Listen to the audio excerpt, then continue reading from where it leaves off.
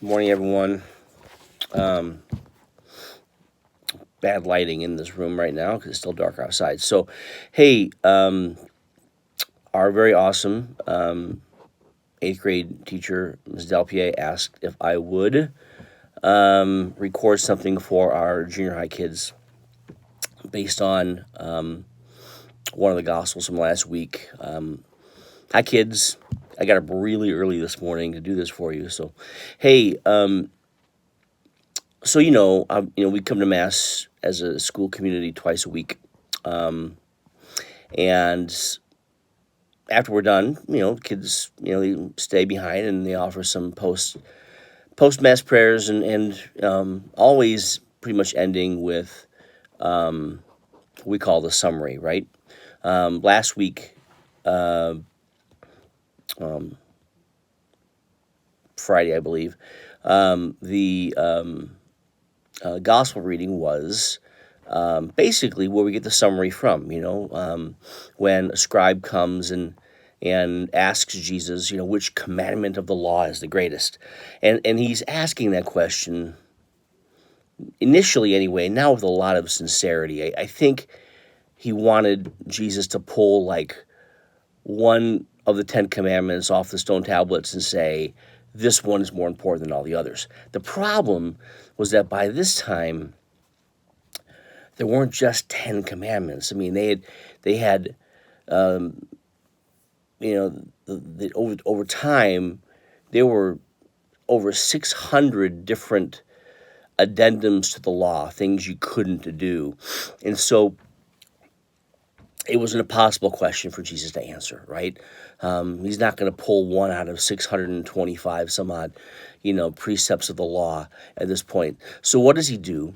As he always does when he's asked a question that he just as soon not have to answer, when he knows he's being caught in a trick of some kind, is he turns it around and he answers it a different way entirely. So what does he say? Well, there are two commandments of the law that are great. One is love the Lord your God with all your heart, your mind, your soul, and your strength. And the second is love your neighbor as yourself. Now, these commandments were spoken apart from each other in the Old Testament. Jesus today kind of takes them and binds them together. We don't hear those two commandments spoken apart from each other anymore because it's impossible, right? It's not possible for us to love God with all of our heart, our mind, our soul, and our strength if we don't love our neighbor, because God lives in our neighbor, right? So, and then the reverse is true too, right? We can't say that we love our neighbor as ourself if we walked away from God for some reason and we don't really believe in him so much. So those two commandments are really important. So what does it look like to love God with all of our heart, our mind, our soul, and our strength? Well, it means there's got to be a priority, right, in our love. I mentioned this last week that when an engaged couple comes and they're wanting to get married, and we get kind of closer to their wedding date, and we start talking about the mass and those kinds of things. I often ask an engaged couple, what's the most important piece of advice you think you would want to hear from your priest doing your wedding in a homily? What's most important for you guys to hear from me? And they scratch their heads for a bit because they don't really know. They don't probably hadn't thought about it, but eventually, they come around to the idea of just saying, Father Joe, just tell us to love each other. And that's an awesome idea. And yes, married couples should love each other. But that's the second of those two great commandments, right? There is one that is prioritized over that one, and that's loving God, right, with all your heart, your mind, your soul, and your strength. Because loving humanly, is hard for us, right? We put conditions on love a lot, right? I love you if, right? If there's something in it for me, I'll show love for you. And the the story I tell a lot would be, and yes, this is Father Joe telling on himself, that, when he was a kid, young kid, I go over to my grandma's house, and, we'd be playing Go Fish or some other card game or something like that.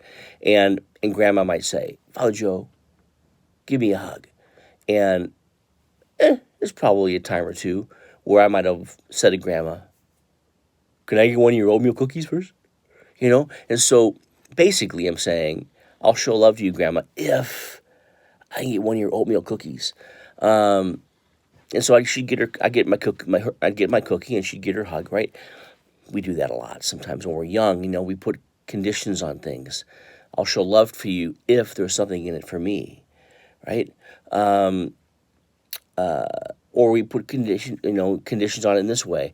I love you because of something else, because of quality or characteristic you have that may or may not last. And so if you've latched yourself onto loving because of some kind of characteristic a person has, and when that characteristic is gone, what's there left to hold on to? So the kind of love that we're called to humanly is sort of this I love you unconditionally, period, forever kind of love. And loving that way, humanly speaking, is not only difficult, it's impossible without, first of all, remembering the love we owe to God, right? To love God with all of our heart, our mind, our soul, and our strength, because God is the one that loves unconditionally. And he's the one that teaches us how to do that. And so by putting God first in our life, and orienting ourselves toward him, first and foremost, and trying to love the way he does, right? And the way God loves is he loves us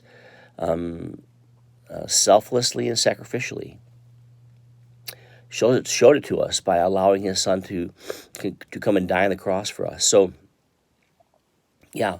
And so whenever we're putting other people ahead of ourself, we are showing, one, our love for God, but we're also showing that love for God manifested in our love for each other, because we're saying no to ourselves so that we can say yes to them.